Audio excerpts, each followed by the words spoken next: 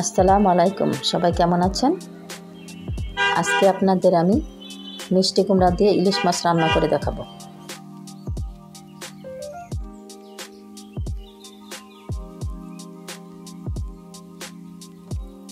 এখানে আমি মিষ্টি কুমড়া নিয়েছি, দেখতে পাচ্ছেন এভাবে কেটে নিয়েছি খুব ভালো করে ধুয়ে। এখন মিষ্টি কুমড়াগুলি পাতিলের মধ্যে ঢেলে নেব। আজকে আমি তরকারিটা হাতে মেখে রান্না করব। দিয়ে দিব 2টা পেঁয়াজ কুচি, 6-7টা কাঁচামরিচ মাঝখান দিয়ে চিড়ে দিয়ে দেব।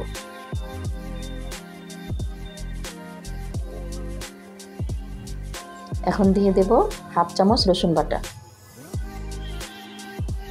খুবই অল্প মশলা এই রান্নাটা আমি করব। 1 চামচ লাল মরিচের গুঁড়া,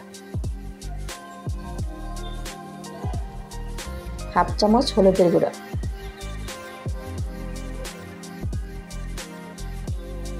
দিয়ে দিব 1/4 কাপ সরিষার তেল।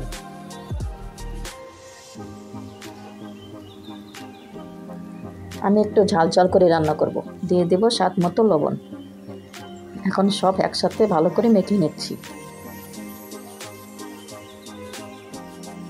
ঘরে থাকা সামান্য কিছু উপকরণ দিয়ে আমি আজকের এই তরকারিটা রান্না করছি। দেখতে পাচ্ছেন এখানে আমি কিছু ইলিশ মাছ নিয়েছি, মাথা, লেজ, টুকরা সব মিলিয়ে নিয়েছি।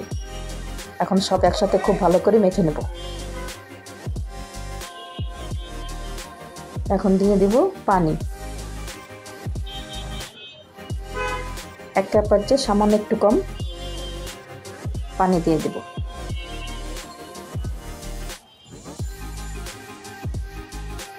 দিয়ে খুব ভালো করে সব মেখে এখন আমি চুলায় বসিয়ে দেব। খুব অল্প আঁচে এই তরকারিটা আমি রান্না করব। এখন আমি ঢাকনা দিয়ে ঢেকে দেব। চুলার আঁচটা থাকবে মিডিয়াম টু লো হিটে। এই তো তরকারিটা বলক চলে এসেছে। এখন একটু হালকা হাতে একটু নেড়ে দেব যেন মাছগুলি ভেঙে না যায়। সাইড দিয়ে আলতোভাবে তরকারিগুলো একটু নিচের দিকে ডুবিয়ে দেব যেন মিষ্টি কুমড়াগুলি সিদ্ধ হয়ে যায়। এই তরকারিটা খেতে ভীষণ মজা, আপনারা অবশ্যই বাসায় রান্না করে খাবেন।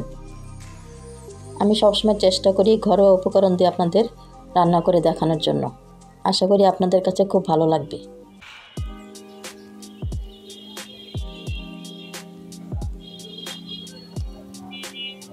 আর এই তরকারিটা রান্না করতেও বেশি সময় লাগে না। এই তো আবার আমি একটু নেড়ে দিচ্ছি। মিষ্টি কুমড়াগুলো একটু নিচের দিকে ডুবিয়ে দিচ্ছি, কারণ যেহেতু আমি অল্প পানি দিয়ে রান্নাটা করছি। খেতে কিন্তু ভীষণ মজা, আপনারা অবশ্যই বাসায় রান্না করে খাবেন।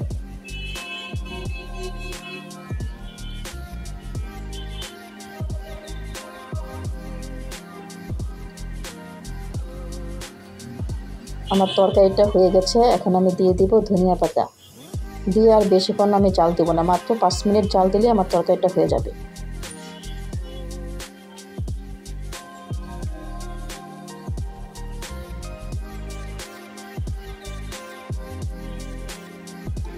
আমার তরকারিটা হয়ে গেছে, দেখতে পাচ্ছেন কি সুন্দর লাগছে। আমার ভিডিওটা যদি ভালো লাগে আমার চ্যানেলটা সাবস্ক্রাইব করবেন, পাশে থাকা বেল আইকনটি ক্লিক করে রাখবেন। ধন্যবাদ সবাইকে এতক্ষণ পাশে থাকার জন্য।